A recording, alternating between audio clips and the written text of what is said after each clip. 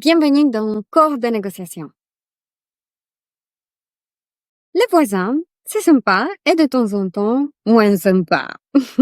Ça arrive qu'on aime, on discute, on désaccord ou peut-être on fait de la bonne mine avec des voisins qui font du bruit mais on n'arrive pas à se mettre d'accord, qui ont petits enfants qui pleurent, ou il y a quelqu'un qui laisse toujours son vélo, la poussette devant la porte et c'est pas possible de passer tranquillement dans le couloir.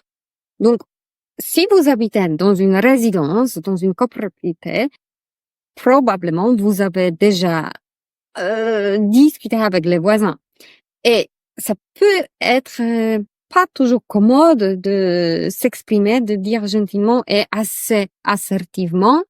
Il y a un problème, ça me gêne et comment on peut trouver une solution. Donc, cette façon de s'exprimer, tout va bien parce que on se parle, on essaye au moins de se parler et de voir des choses de deux côtés et communiquer comment faire autrement. Cependant, dans cette vidéo-là, j'aimerais vous parler d'un conflit entre moi, nous et les voisins.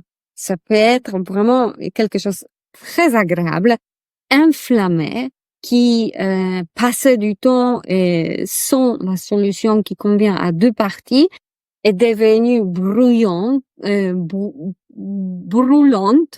et là on est coincé. Donc comment on gère un conflit avec les voisins? Ça c'est la question.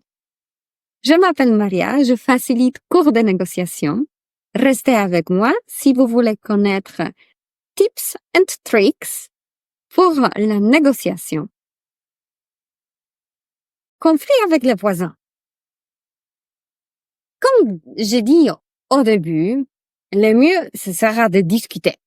Le mieux, ce sera, si nous sommes en conflit, de frapper à la porte, venir frapper à la porte et dire, écoute mon voisin, je t'apprécie et tu as autant de droits dans cet immeuble que moi. Et en même temps, il y a une situation X, Y, Z dont il faudra oui, la communication, c'est un élément qu'on ne peut pas négliger et éviter. Citation m'a bien plu, que le problème vient de la communication et la solution vient. S'il y a un conflit, ça veut dire que la communication n'a pas marché et maintenant, il faudra résoudre le conflit.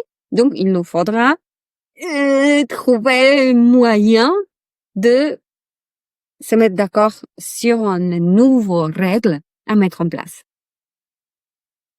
Quelles sont mes astuces? Qu'est-ce que je peux vous dire dans cette situation-là?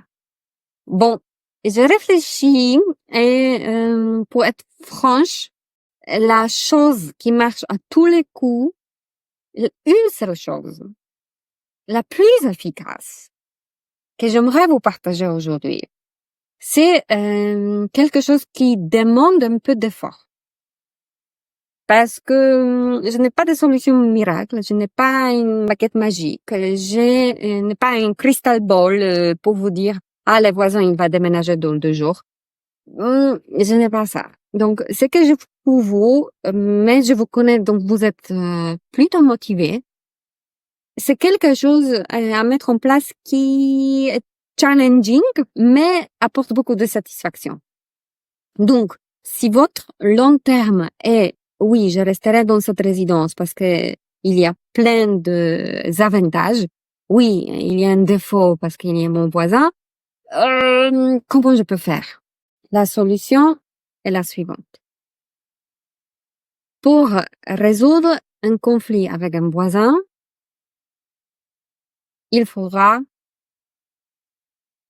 prévenir pour que le conflit ne vienne pas. Donc, la solution que je vous propose, c'est la prévention d'un conflit.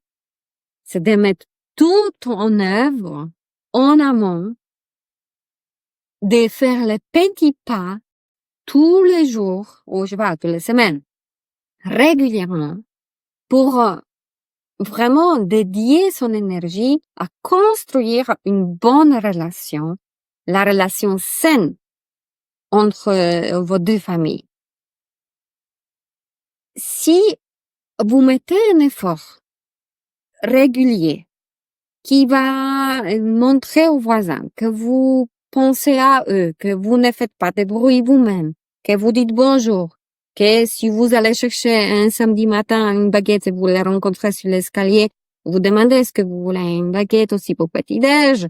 Si il y a les vacances, vous savez qu'ils partiront en vacances, demandez est-ce qu'ils veulent que vous arrosez les plantes ou vous envoyez simplement à la maison pendant une semaine parce que personne ne sera là.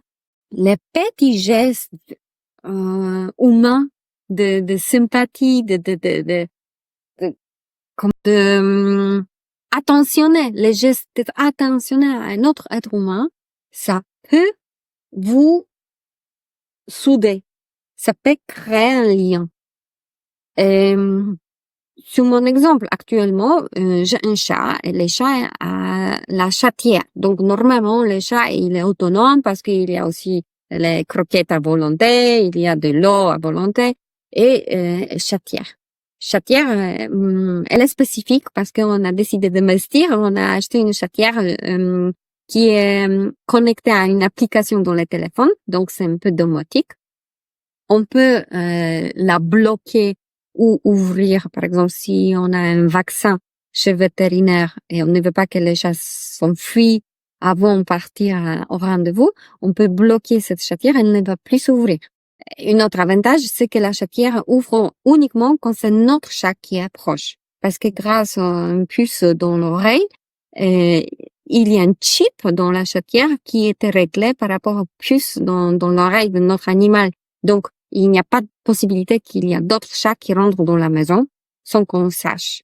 Et on a décidé de cette solution. On peut aussi suivre combien d'heures par nuit elle est dehors, à quelle heure elle est sortie, ou combien de temps elle a passé dehors un mois, un an, et combien de fois.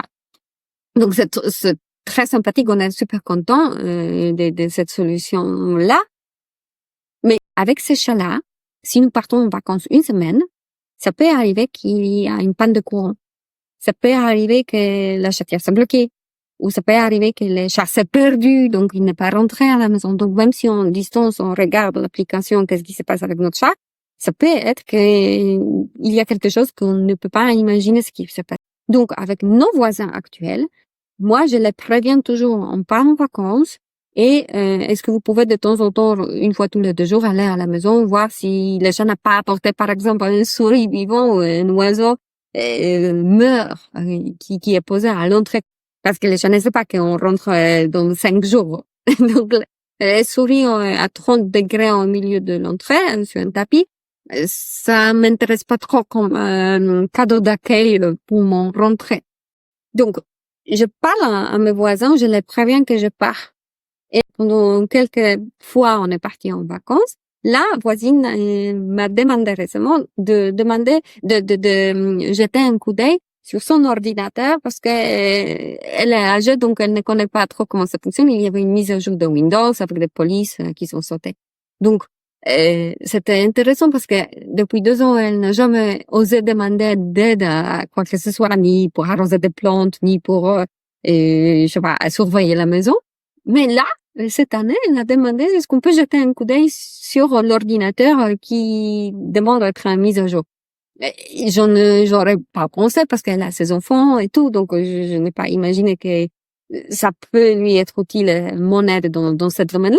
Mais en fait, j'étais très contente parce que ça montre qu'on peut se rendre de petits services entre les voisins. Donc, si on parle de conflit, c'est grave. Sur la gestion de conflits, j'ai une autre vidéo que je vous conseille à aller voir. Là, avec les voisins, ce que vous pouvez faire, ce que je vous recommande, construisez la relation dès le début. À bientôt!